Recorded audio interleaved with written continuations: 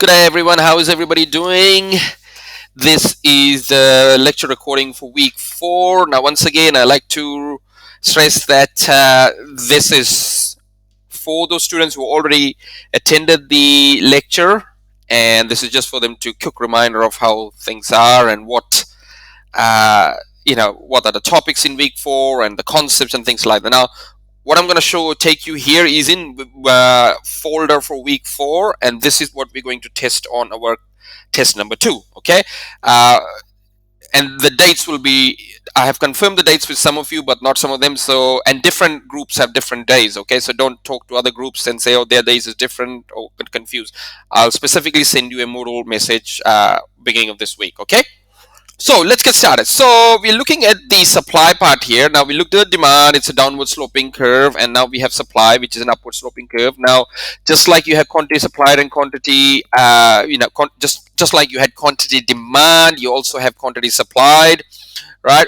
So quantity supplied is basically, it is, think about when the price changes, how the quantity supply changes. And then we have law of supply that claims that the quantity supplied of a good rises when the price of good rises. That means it's the opposite of the demand. That's what you need to think about. Now, demand, when the price goes up, you buy less. Now, here it's the other way around. When the price actually goes up, the supply wants to supply more because they want to make more money. Okay. Now, keep in mind, this other things being equal. That's very, very important, right? We don't worry about anything else. Okay. So that's what we call law of supply. And supply schedule is like the demand, but just think about how that goes. It's other way around, right? So you have your price of the teas here that starts from 0 and it increases, right? And you also notice your you also will notice that your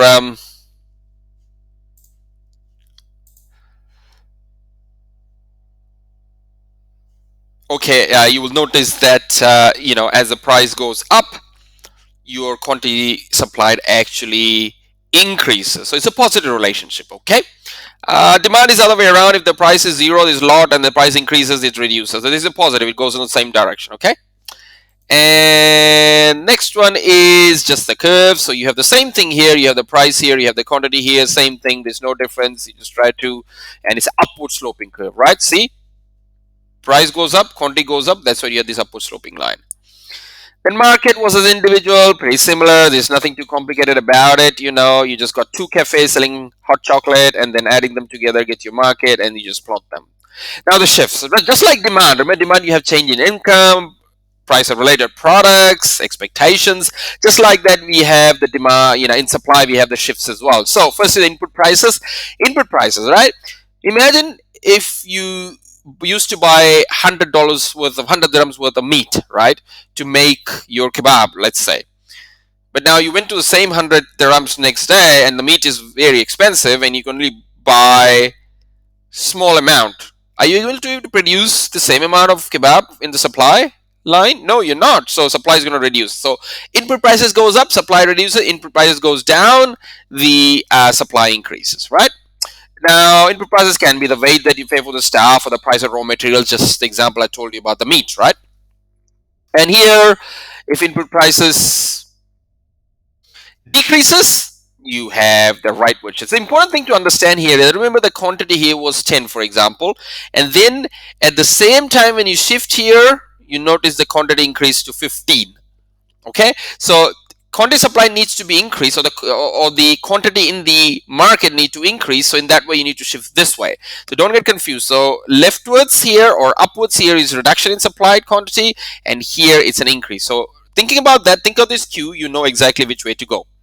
Technology. Now technology becomes better. Previously we used to produce 10 kebabs a day, but technology improves. You got a robot, or you got a machine, you produce 20 now. So technology improves, you mean your supply is going to increase. Similarly, expectation, I told you expectation, if you are a small producing nation that not in the Middle East that produces oil, and you notice what the Middle East, the Middle East prices are going to be higher, so your oil prices will also be higher, but in the future. So what you'll do, okay, I'm not going to send flood the market of oil with my oil now because the prices are low. I'm going to get more money, so you will cut your supply back. So there'll be leftward ship of supply now, right? And in that case, you will notice that it shift towards upwards or leftwards, right? So similarly here, the price just got the movement along the supply curve, just like your demand. But on the other hand, all these factors, expectation, number of sellers, technology, input prices, all cause the shifts in the supply curve. Now, when we talk about supply and demand together, right? Now, we learned about how demand moves, and we learned about how supply moves. Now we are putting them together. Now, I talked about the equilibrium. Now, remember, if I ask you what equilibrium is, there's two things here: the equilibrium price, equilibrium quantity. Of that, the most important is equilibrium price here. So, what happened to equilibrium price? Now, when I simply ask what the equilibrium is, or what when a market is equilibrium, means that there's no shortage or surplus of that good, right? Everybody is happy. Now, what if there is a shortage? Then the consumers are not happy, and if there's surplus, then obviously the producers are not happy. So it's when that's none of those exist, that means your producers and consumers both are actually happy, and that's the best way to understand the equilibrium. Okay. There's another name also. We give this $3 equilibrium price, market clearing price, and I will explain that example to you. Okay, later on. So excess surplus means the producers have a lot of things to sell, but they don't able to sell it because there's no demand for it. That means there is a surplus. That means price is above the equilibrium. See, equilibrium price was 3, but now if the equilibrium, for some reason the price was 5, there is only small amount of demand, but there is a lot of supply, right? So there's a gap in between is what we call the surplus. And the important thing is, how do they return back to the equilibrium? Now, this is a temporary situation. Now, that will cause, obviously unhappy surplus, and you need to return back to here. So what happens basically is, and the supplier says, oh, see, the price is too high. I can't afford to keep these extra things, right? And this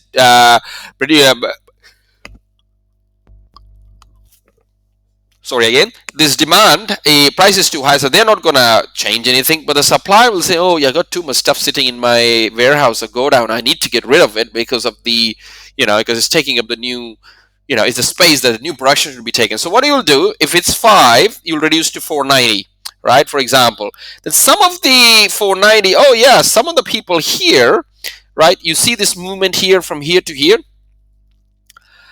Some of the people will buy it, and they will consume some of the quantity here. They'll be moved, right? They will buy, some of the people buy it, and then in that way you'll keep dropping down. More people buy it, and slowly your stocks start to come down. The surplus start to come down, and you meet a point where there's no more. At that place, all the things have been sold. So this keeps happening, right?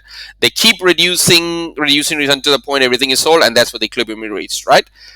And then similarly, you will have your you will also have your what we call, oh sorry, something just happened here. Okay, so let me just bring up this screen again. Right, there you go. Okay, so same thing happens here. You keep going, and let's keep going. Shifts, we had a look at that, and then we went to the equilibrium. That's the most important thing we looked into last year. And so we look at the surplus, and then there's similarly a shortage. That means the prices are too low in the market. Government mandated something or whatever happened. Something happened, and at $1, wow, the demand is too high. People are very happy, but initially they were happy. They all demanded, but the supply is saying, oh well, it's not. Price is too low. It doesn't help us. It doesn't even give money to pay our staff. So we're just going to supply the small amount of shortage. Slowly, what they do. Oh, they notice a lot of people waiting outside here, right? Oh yeah, big shortage, big demand for my product. So I'm just going to slowly increase, little. When increase, some people get rid of it, some people buy it, rid of it, buy, and you say when all the shortage is gone, that means the queue outside your shop is reducing, and that's basically how the shortage gets adjusted. So the idea is, when there is, now we are talking about the shift, okay?